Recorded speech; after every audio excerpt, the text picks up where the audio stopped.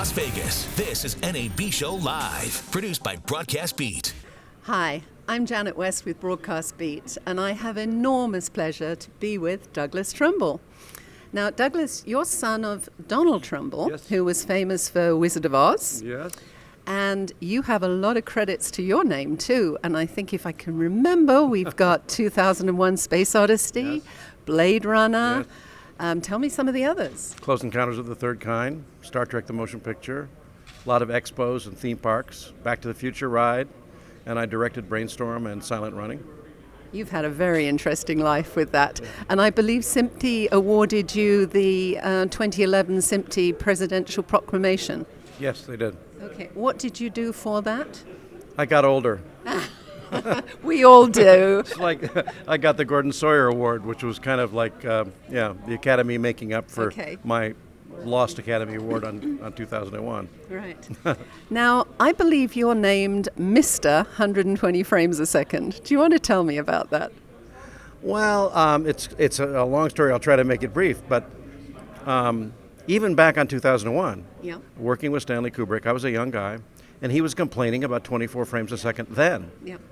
And we were having all kinds of problems with the frame rate being not enough for stars to move across the screen and blurring and strobing and things like that. And I took that into account, and I had an experience there when I was working with him. He had a very high-speed 35 millimeter viewer, so he could run film through it hundreds of frames a second and just find the parts that he was looking for.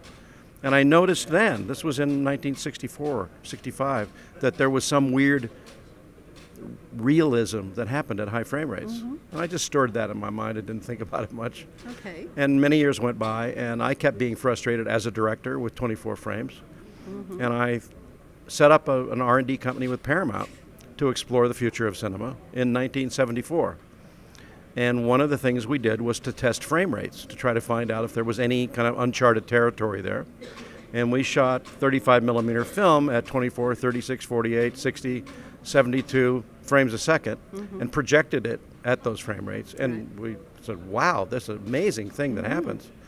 And that led to the development of the show scan process at Paramount, which was 60 frame per second, 70 millimeter film. We incorporated that company. We took the company public. We raised quite a bit of money, and we did a lot of expo films, and we competed successfully with IMAX, even in those days, in the late 70s and early 80s. Then I got the go-ahead from Paramount to develop the first feature film in show scan, which was to be Brainstorm. Yeah. And I got that ready to be teed up, and then the management at Paramount got all kicked out. New people came in, and they said, no, we don't want to do this. And so I couldn't make Brainstorm in show scan. And the truth of the matter came, which is that nobody in the movie industry really wanted to change anything about frame rates, because it meant you had to change the cameras, you had to change the projectors, and at that time you had to burn up a lot of film, and the prints would cost more, and so there was a cost issue. So that was very sad and disappointing for me as a director, and I had to make Brainstorm conventionally. So many years went by, and then we went into the digital age, and we started transforming the movie industry into digital. Well, I think you and I met years ago when both with Kodak. Digital photography and projection. I remember coming up to Rochester and also meeting in LA. So the digital age brought with it all these new opportunities to change the frame rates of cameras and to change the frame rates of projectors. And I started looking into it from the point of view of how could we do kind of a new show scan without all those problems of expensive prints. And that's when I discovered that the projectors are running at 144 frames a second all the time. There's tens of thousands of them already out in the field. And I said, well, isn't anybody using this? They said, no, we just take each frame and flash it 5 times. I said, okay, this time to look at this anew.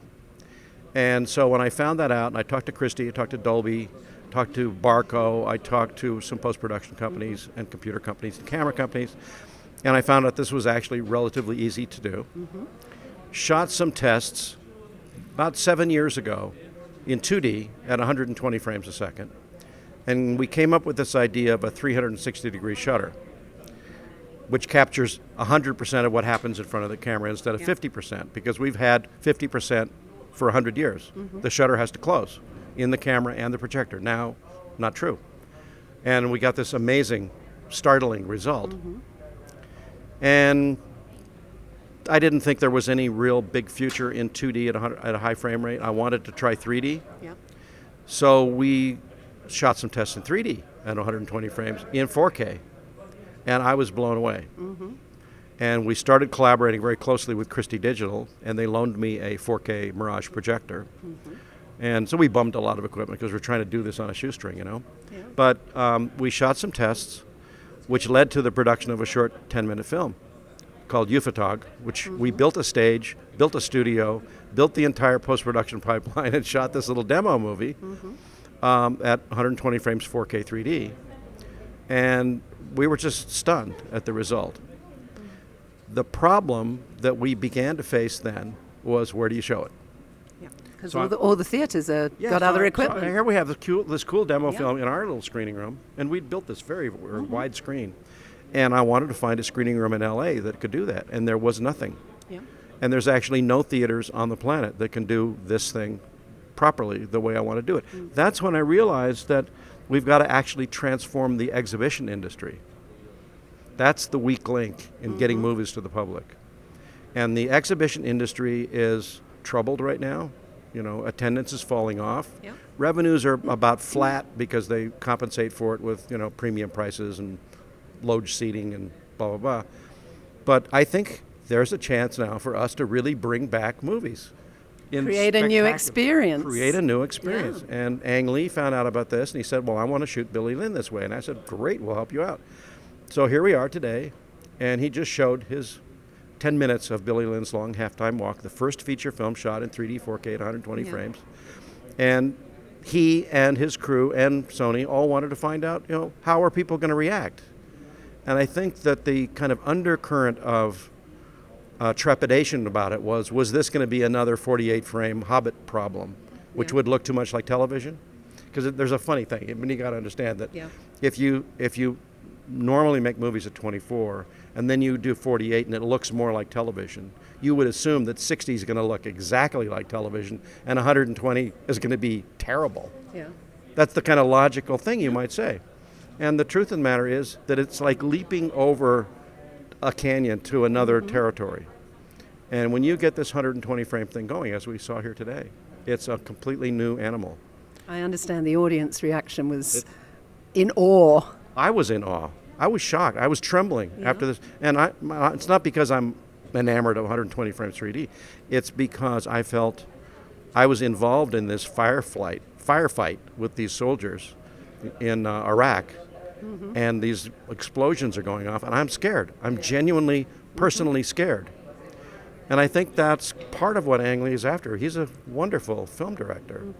And the whole idea of accessing the audience's emotional reactions to actors and action through direct engagement of the audience rather than through empathy with the character. Because he's changing the dynamic. It's switching from a third-person cinema to a first-person cinema. And you see him using it a lot in this movie, and you feel like you're there. And it's really interesting. He has all these beautiful camera angles where suddenly they're doing this big thing at the halftime show, which is what the show is about, the movie's about. And he goes behind the scenes. He doesn't look at it from the point of view of the audience. He looks at it from the point of view of the characters who are backstage. So he's with them backstage looking forward. And suddenly, you feel like you're there. You feel like you're with these soldiers that are being used and put on display in this story that Billy Lynn's Long Halftime Walk, you know, by Ben Fountain. I can't wait to see it. But I want you to tell me a little bit about your theater. Well, this was what I was saying is that we realized the weak link is exhibition. And I couldn't find a theater that I liked. And I said, okay, I've got to design a new theater. And the idea we came up with is a modular prefabricated theater that could be made in some factory someplace. And instead of going through a normal construction permitting thing at a multiplex, you say, well, you've got to change your theater. And they say, oh, you mean we've got to destroy all this stuff that we've got and we've got to start over again and we've got to get building permits and hire an architect and hire a builder and install this thing, and it's going to take 2 years. Very similar to an IMAX theater installation, you know, multi-million-dollar epic investment in a theater. I said, no, let's go at the other end. Prefabricate this thing like a mobile home. It arrives at your multiplex in a 40-foot container a crew of 5 or 6 people put it together in 1 week, and you're up and running with this completely new cinematic experience. I'm trying to make it a bite-sized chunk that anybody could buy or use and make it really inexpensive and automated. And so I'm spending a lot of time right now with this thing we call the Magi Pod. Magi is the name of my process, 4K 3D 120. Yeah. And the pod is this prefabricated oval object. It looks like a Easter egg or something.